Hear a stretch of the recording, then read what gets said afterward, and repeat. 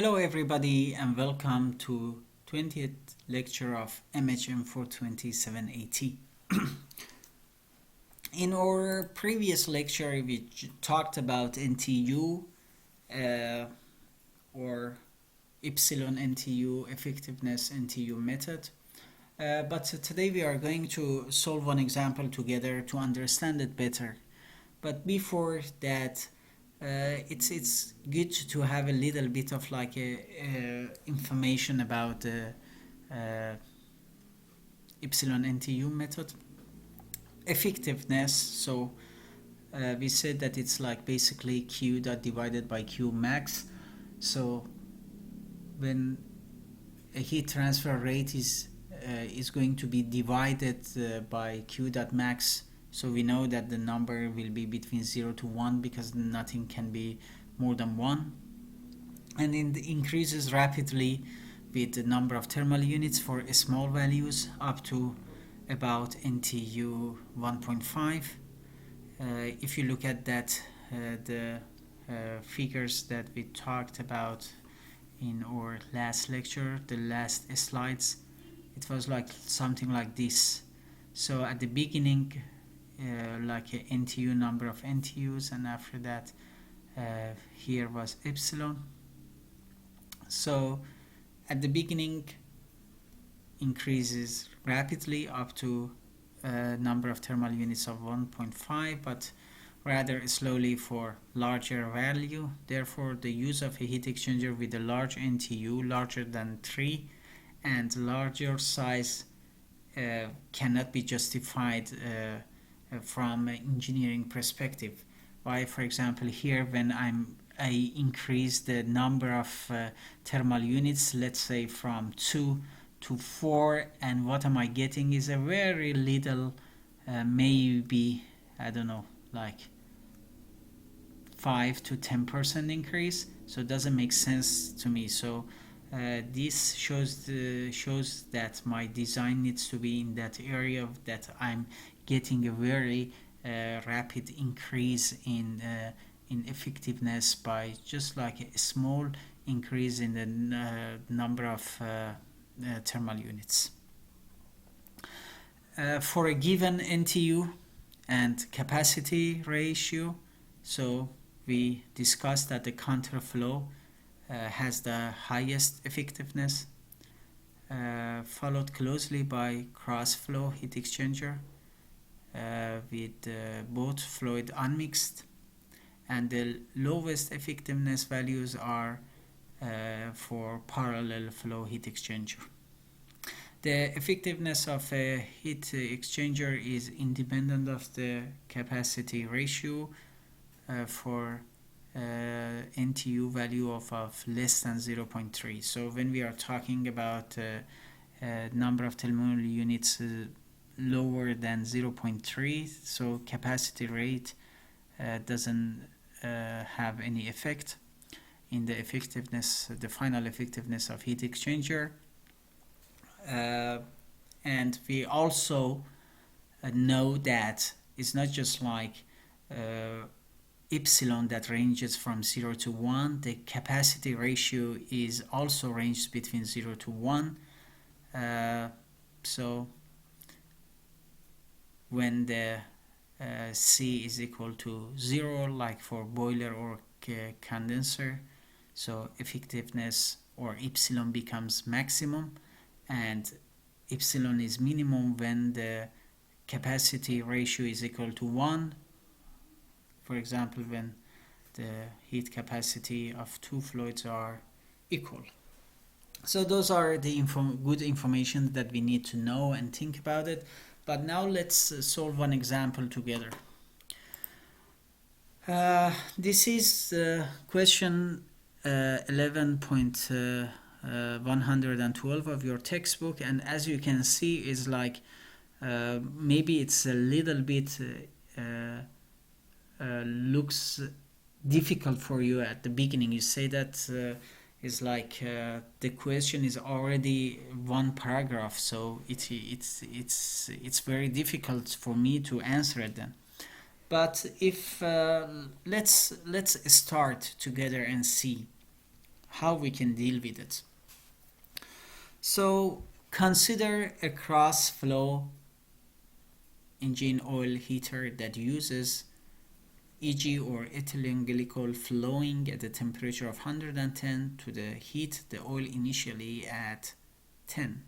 So we have the initial temperature of cold fluid. Why? Because we said that we want to heat oil. So the oil is our cold fluid, comes with a lower temperature and goes out with a higher temperature.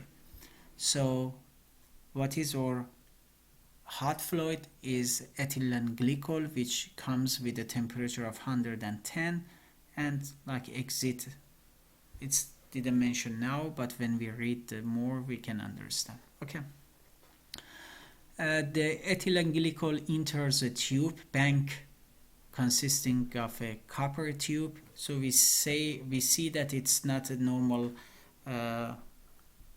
like a double pipe heat exchanger. So if we are going to solve it, we also need to find some kind of correction factor if we are using Lmtd method, but let's see. So we know that it's the geometry is complicated. The K or thermal conductivity of tubes are given with staggered arrangement. The arrangement of the tubes, the arrangement is given as well. The outer diameter of tube, the length of the tube, the thickness of it, everything is given. There are some information regarding the pitch and rod bundle. It's like all those information, but if we are going to talk about it, that how we need to use those kind of information. The engine oil to be heated flows inside the tube with the mass flow rate. So mass flow rate of is given. Heat transfer coefficient of oil is given, so we don't need to go to the table and read it. Now it's asking, now it's start like providing some kind of information and asking the final. So it's saying that if the minimum desired exit temperature of oil is 70 and the measured exit temperature of ethylene glycol is 90, determine those things. Okay, so then the oil, we have the inlet temperature of oil, we have the outlet temperature of oil, we have the inlet temperature of ethylene glycol, we have the outlet temperature of ethylene glycol. So we have all those information. So it's saying that determine A, the mass flow rate of ethylene glycol, and B, the number of tube rows. Okay, how many tubes needed. So basically let's write it down. Let me just like, it makes it much easier if I just like create this small figure and we have it here, and so here, because it's good to see what we are talking about. So oil, we said that is our cold fluid, ethylene glycol is our hot fluid. So then TC is 10, TH in is 110, and the question is asking us to do it when the TCO is 70 and THO is 90. Just is like mentioned here. So this information we have.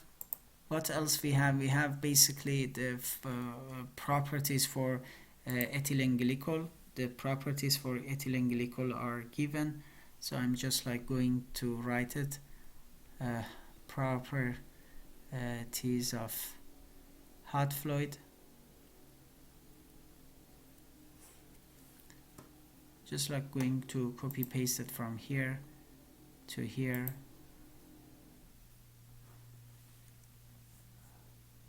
Row is 1062. We don't know if we are going to use all of them, but it's just like given. We're just like going to write it down and see. Kilogram K 0262. Units are important. CP 2742 joule kilogram Kelvin. Parental of ethylene glycol, of course, is high, 12.6, and parental at 40. The saturation is 40. Is 96.97. Okay, so we have all this property of hot fluid. We also have the m dot of hot fluid is given here. If you look at here, is given to be 4.05. The engine oil to be heated inside the tube with a mass flow rate of 0.4, so it's 0.5 kilogram per second. Sorry, it's we have m dot c because oil it's cold fluid. Oil, cold fluid. The information that we have for cold fluid. We don't have the properties of cold fluid, but what we need to do is we need to go to the table and read it based on the temperature, the average temperature. So we go to the table, T average, so it will be 70 plus 10 divided by 2, it will be 40 degrees. We go from table A13, we find the engine oil, and CP is equal to 1964 joule kilogram Kelvin. But why I just read the CP? Because what we need to do is we need to find the m dot h. Why? Because we don't have it. How we can find it? By using the energy balance. Okay, why? We have the CP of cold fluid, we have the temperature, both temperatures of cold fluid, we have both temperatures of hot fluid, we have the CP of hot fluid, we have the m dot or mass flow rate of cold fluid, but we don't have the mass flow rate of hot fluid. So from energy balance, we will calculate that one to be 8.7 kilogram per second. Please do it at home to see if you are going to get the same, but basically what we do is we say that Q dot H is Q dot C, so M dot H CPH delta TH is equal to M dot C CPC delta TC.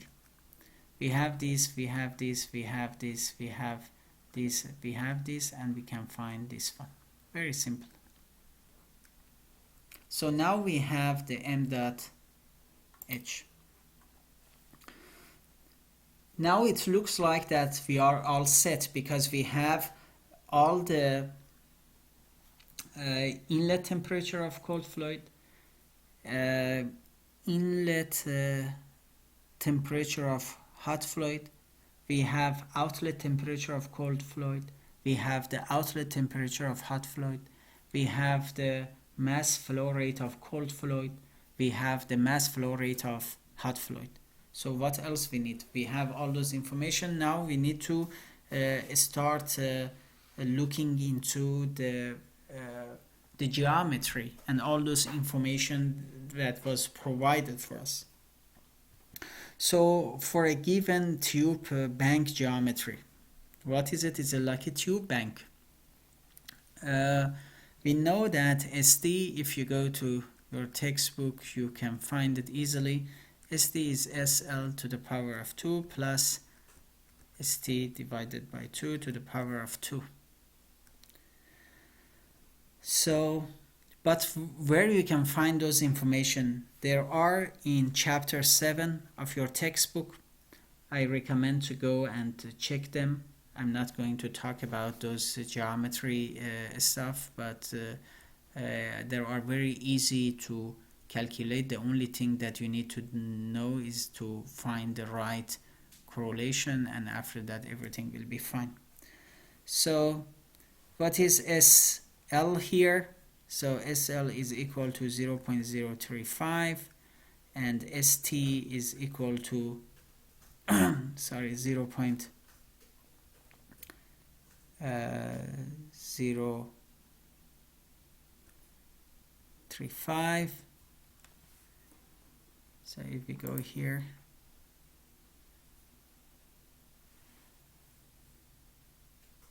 bundle, the longitudinal and transverse pitch. So SL and ST both are given. So basically then SD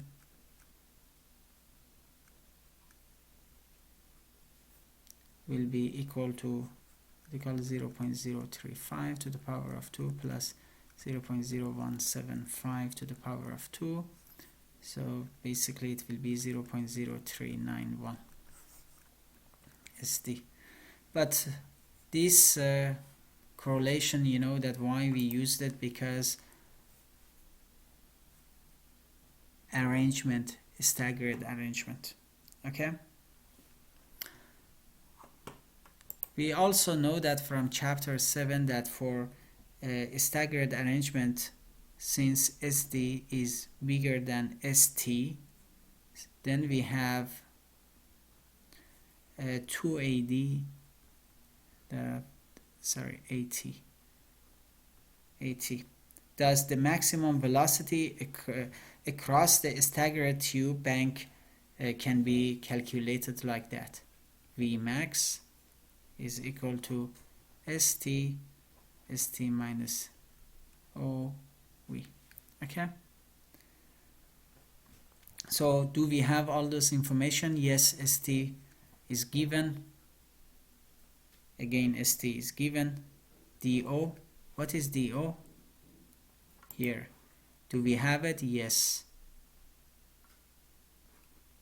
So the diameter of the outer diameter of the tubes given. How about the velocity? We don't have the velocity, so we need to work on this one, but we have all the rest. But how about the velocity? Velocity, we said that in the same chapter, we also said that V can be equal to m dot h divided by rho a. It's not just like in that chapter, but we also know that. So mass flow rate basically is density multiplied by velocity multiplied by surface area. So it's very simple. It's not a complicated one. We just calculated the mass flow rate of hot fluid here, basically EG, ethylene glycol. We have the density provided. By just having A, we are fine. Okay, so what is A here? Is given here, 0.5 multiplied by 0.5. So if we apply that velocity we can find the velocity and we put it. I'm not going to write it down, but try to see if you can get to this number, 114 per second. In this section you might say that no, it's really complicated, I don't get it. But if you go to chapter 7, it's so clear. It's so clear that just by reading the information from the question, you immediately can go to the right chapter, find the right correlation. When you have the right correlation, the only thing that you need to do is find the information from the question, put it there. For example, ST, you know it. DO, everything is given. The only thing that you had to do is to get them or extract that information from the question and put it into correlation and calculate it. So here is Vmax, but we are saying that, oh, why we are going to calculate the Vmax and why we need it. So there is some kind of like if we go back here,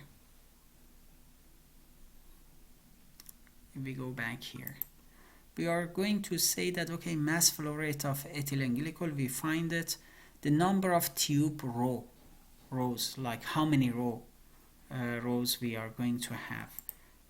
Is it related to what? Is it related to A? Yes, it is related to heat transfer surface area. So if we do a little bit of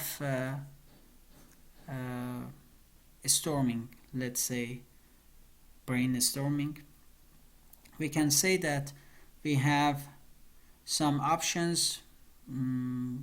Like one of options, if we are going to use the Lmtd method, is like it's going to be Q that is going to be equal to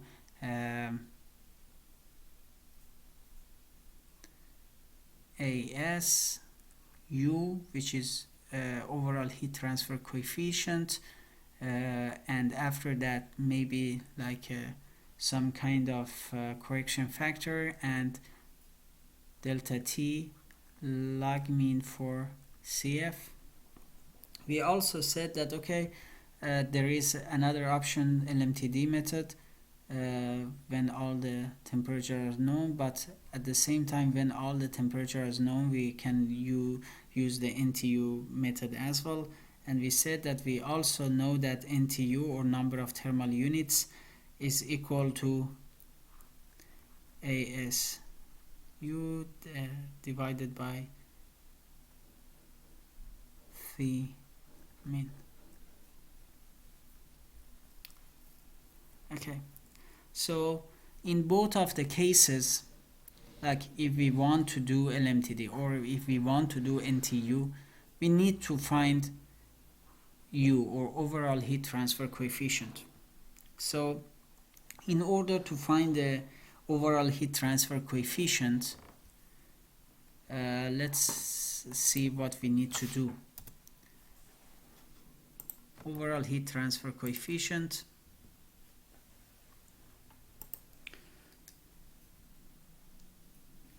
if you remember, we just like talked about it. So overall heat transfer coefficient will be OIDI plus, it's like correlation that in your textbook you can just like use it, divided by 2K plus 1. Oh, there is no mention of fouling factor, so we can neglect it, no problem. So that's the correlation that we are dealing with. So in order to find the overall heat transfer coefficient, I need to find the heat transfer coefficient of inlet or hot and O as well. Okay, so in order to find H, we realize that convection heat transfer coefficient. So what you need to do is, first you need to find Reynolds. From the Reynolds, by having the Reynolds and Prandtl and the situation, you can go to the right correlation and find Nusselt. when you have new salt, you can find the H. Okay, so that was the reason we were interested in finding the H, velocity here. Okay, now let's work on hot fluid. First, we are going to be focused on hot fluid here. So we find the velocity is 0.114. Then the Reynolds of hot fluid will be rho V O divided by mu. Do we have all those information? Yes, basically all are given the properties. We just like write it down. 0.114, 0.025 is given, divided by 2.499, 10 to the power of minus 3 kilogram second. So Reynolds we calculated to be 1211. We also, Prandtl was given to be 26.12, and Prandtl S at saturation at 40 was given to be 96.97. Okay, so now we have all this information. The only thing that we need to do is finding the right correlation to calculate the Nusselt for hot fluid. Because when we have the Nusselt, after that we can find the H. For staggered arrangement, we initially assume that the number of tube rows are greater than 16. So from table, if you go to chapter 7 and from table 7.2, we can easily see that the Nusselt D is equal to 0.5 St divided by SL to the power of 0.2, Reynolds D to the power of 0.6, Prandtl to the power of 0.36, and Prandtl divided by Prandtl S to the power of 0.25. When that happens, when St is equal to SL. Is it the case? Yes, that's the case for both of them in this question. Both of them are the same, and they are 0.035. Sorry, 0.35. Okay, so we just like calculate the Nusselt. So Nusselt, we have St, SL is equal to 0.035. So when is 1, this will go away. Okay, and Reynolds we calculated, Prandtl we have it, Prandtl S we have it, so it's 0.35, 1211 to the power of 6 multiplied by 26.12 to the power of 0.36, and 2612 divided by 9697 to the power of 0.25. So if we do all the calculation, the Nusselt will be 57.76. When we have the Nusselt number, after that the HO will be Nusselt DKDO, and H will be 605 multiply 3 watt square meter Kelvin. Okay, that's the HO. Now we also, if we go back to this, so now we have the HO, we have DO, DI, DO, DO, DI. So if we just like find the HI, or convection heat transfer coefficient for the cold fluid, we are going to be all set. But how we are going to find that? Okay, let's look go back and check. Oh, it's simple because it's given. Take the heat transfer coefficient of the oil to be 2500. Okay, we have it. So we have this one as well, 2500 watt Kelvin. So by having all those information, if we put it into the correlation, we can find the overall heat transfer coefficient. So I'm just like going to write them here, all those information. 2500 watt Kelvin multiplied by 0.023. Why? Because we know the thickness and all those stories. That's the first, that's this one, the first statement. Second statement, third statement.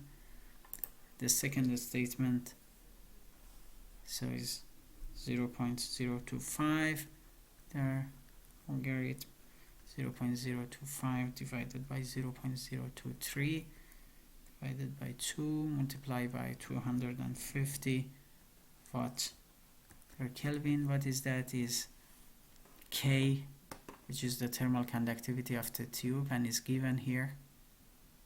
You see the thermal conductivity of it. And the third term is 1 divided by HO, which we just like calculated as 605.3 watt to Kelvin. So if we do all those calculations, the overall heat transfer coefficient will be equal to 478.4 watt to Kelvin. Okay, now we have U. Let's go back to this brainstorming. We have U. We need to find AS because we need to know, we need to find how many rows we are talking about, or because the question is asking us to find the number of rows.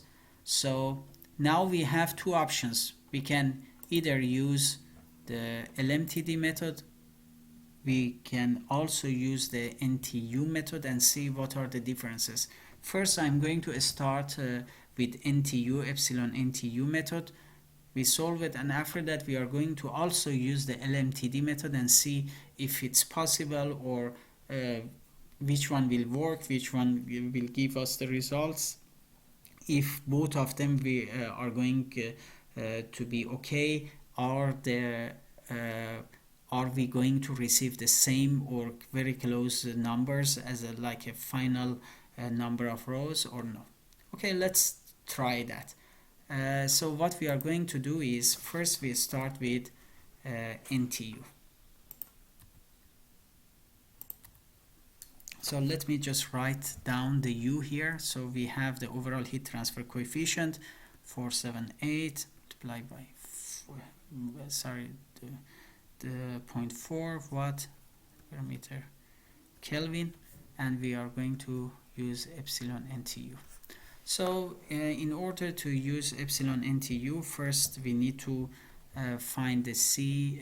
To calculate CH, we calculate CC, and after that we realize which one is a smaller one. So to find the heat capacity of hot fluid or ethylene glycol, we say that is m dot h Cp h. M dot h, we find it 8.7 kilogram per second multiplied by 2742. That's a property that we had it, Joule kilogram Kelvin, which gives us 23,855.4 watt Kelvin. For the heat capacity of cold fluid or engine oil, the same, m dot c CPC. So m dot c, do we have it? Yes, the question is given us, it's 4.005. We just like put it here, 4.05. How about the CPC? We just like calculated here. We said that we went to the table A13 and we read it at the average temperature of 70 and 10, which was 40 degrees. So 1964 joule per kilogram Kelvin. So we just write it down, 1964 joule kilogram Kelvin. So here we are having 7954.2 watt. So here C is equal to C minimum. Okay, so this is the C minimum and this is the C maximum, C max. The capacity ratio, if you remember, the capacity ratio was C min divided by C max. Okay, so you just like calculated both of them, so it's very easy for us to calculate the capacity ratio. 7954.2 watt Kelvin divided by 23,855.4 will give us 0.333. Okay, that's the capacity ratio. So we have the capacity ratio. We said that, okay, capacity ratio is not the only thing. We need to have the capacity ratio. We also need to have the effectiveness. And after that, we can find the number of thermal units, or NTU. Epsilon, we said that is like simply is Q dot divided by Q max. The correlation, if we write it, so it's like we are talking about a cold, so it's CC T the outlet minus inlet temperature of cold fluid divided by C minimum inlet temperature of hot fluid minus outlet inlet temperature of cold fluid. Inlet temperature of hot fluid, yes, we have at 110. Inlet temperature of cold fluid, yes, we have at 10. The biggest temperature difference between all those four temperatures that we have. So here you see that we have 110, 10, 70, 90. So the biggest difference is between 110 and 10. So which will be for the Q dot maximum. C minimum, we just like have it here. C, but we don't need to calculate it because we know that the C minimum is equal to the heat capacity of cold fluid. So those can go. We have the outlet temperature of cold fluid is 70. We also have the inlet temperature of cold fluid 10. So epsilon will be 0.6. So now we have the epsilon. We also have the capacity ratio. Now the only thing that we need to do is to find the number of thermal units, or we need to find the NTU. So if we go to the table 11.5 of our textbook, we need to find it, but what kind of, because if you remember, there were lots of information and we didn't know which one. If okay, now let's go back to this table and see, because there are many correlations, which one we need to use. If you look at that, so we know that it's not a parallel flow, okay, because it's not double pipe. So double pipe is out. Is it shell and tube? No, it's not shell and tube. So shell and tube is out as well. So is cross flow. Am I right? Cross flow. If we go and look at the picture, yes, it is the cross flow. You see that the cross 90 degrees, they are perpendicular to each other. The cold water and cold fluid and hot fluid. But there is like a little bit of differences here. As you can see, we have two different correlations. When C max is mixed and C min is unmixed. In this case, we said that our C minimum is our cold fluid and the C max is our hot fluid.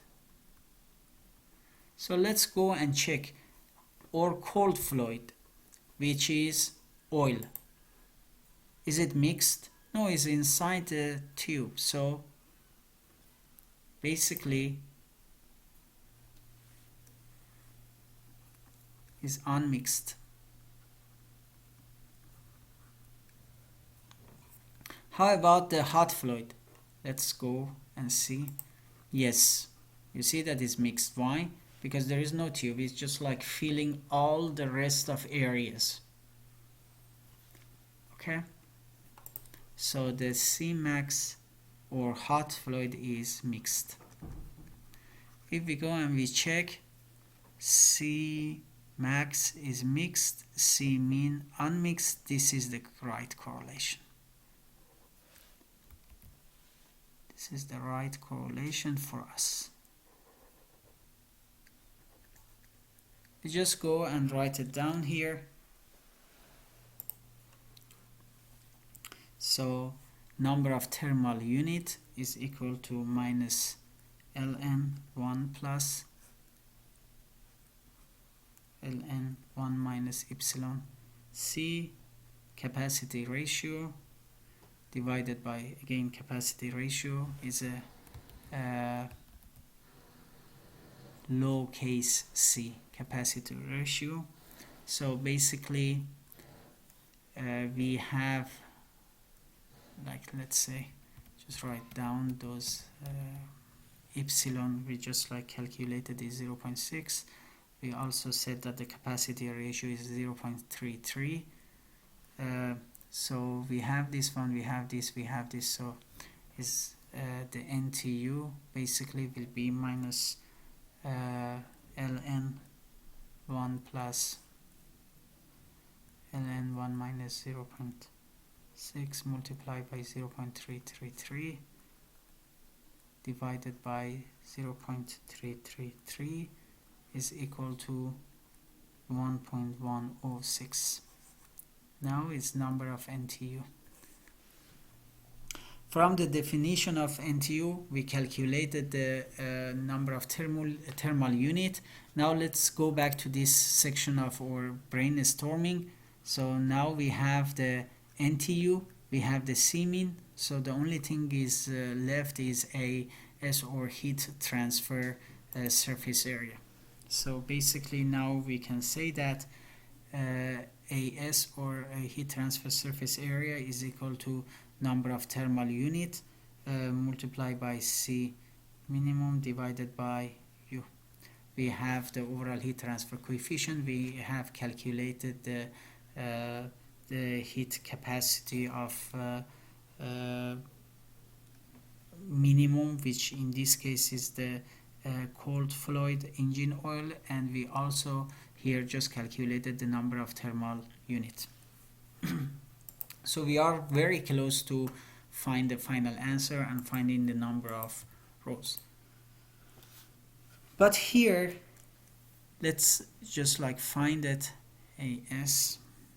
If I put all those information, 1.106 multiplied by 7,954.2 watt Kelvin divided by 478.4 watt 2 Kelvin. So basically what we are talking about is 18.38 square meter. So this is the the heat transfer or surface area. Okay, the surface area of heat exchanger, the surface area that heat transfer is happening there is 18.38. But now, how we can transfer this into the number of rows? Because if we go back to the question is not asking about like the surface area of heat exchanger. Is asking about the number of tube row. Okay, so we also know that the surface area of heat exchanger, let's just think about that we were dealing with just one tube. What would be the surface area? Pi L. Okay, it's for one tube, the surface or the heat transfer area of one surface. But we also said that if we go back here and we look at it from the perspective of ethylene glycol, you see that it's like NL, and we have another one which is NT. So just say that number of in length, number of T, the number of tubes. Okay, but what are they? Because this NL is basically the number of rows. That is the question is asking. So this we don't have it. L we have it. DO, sorry, we have it, this one. We have this one, pi is a constant. We have this one. So what is this NT? Sorry, is NT, basically is NT here. So here we call it transverse row, and how that is calculated basically is equal to 0.5 divided by ST, which is equal to 14. Okay,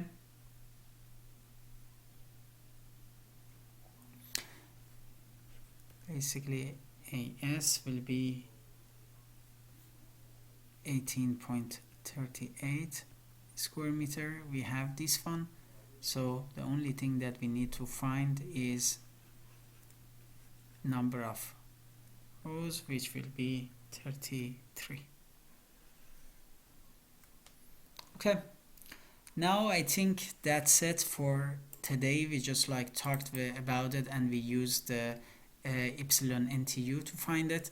What we are going to do it in the next session, we are going to continue with the let me just like remove this one. Yeah, we are going to do exactly the same thing by using Lmtd method, and we would like to see if if it is correct.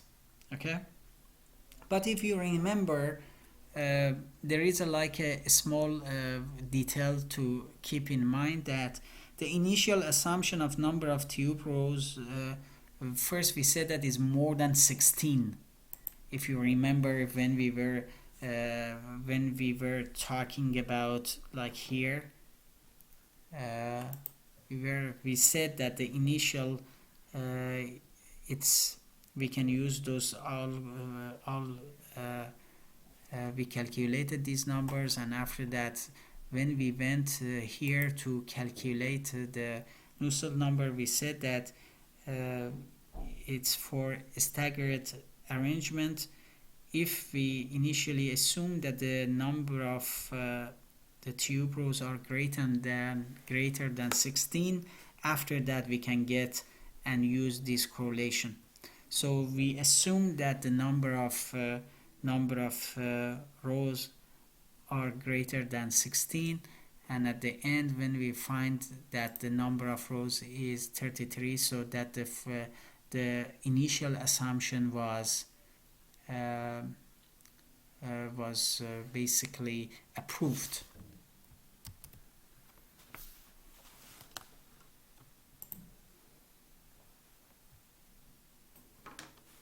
And for here, for example, if you are a little bit, you are saying that sorry, I don't know what happened here, this NL multiplied by NT.